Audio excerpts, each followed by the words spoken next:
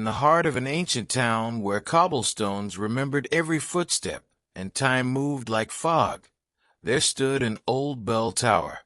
No one knew who built it. No one remembered it ever ringing. But everyone knew its legend.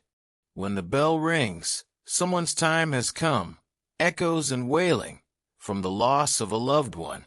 It wasn't feared exactly. It was respected, like a storm you couldn't stop, but could prepare for. And so, life in the town moved with care.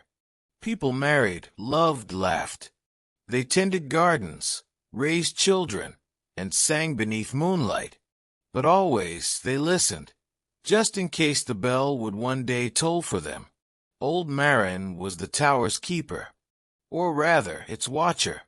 She lived in a small house near its base, and had for over 60 years. She didn't guard it.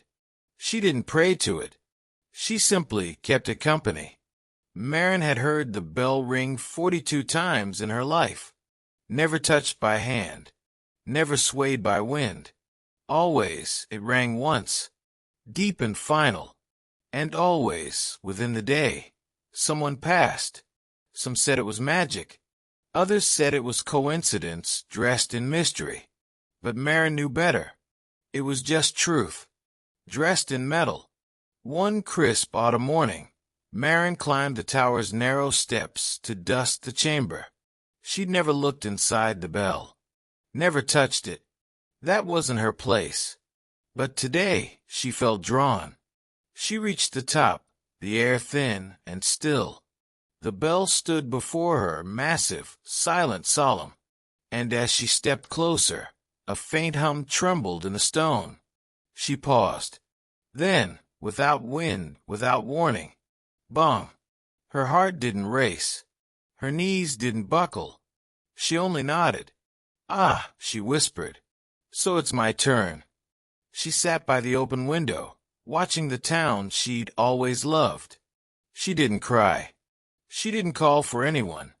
Instead, she let the sun warm her face and listened to the distant laughter of children in the square. Because Marin understood something many spent their lives trying to forget. Death is not the villain. It is the promise, the quiet punctuation at the end of every life sentence. And when her breath left her, sometime around dusk, it did not scream. It sighed. The next morning, the townspeople found her, peaceful and still. In her hand was a small note. "Don't be afraid. We're all part of the same story, just written on different pages." The bell simply turns the page. And from then on, when the bell rang, the people no longer wept in fear.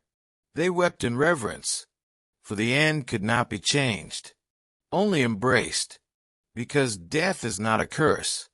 It is inevitable, and within that inevitability lies the courage to truly live, be watchful and steadfast too.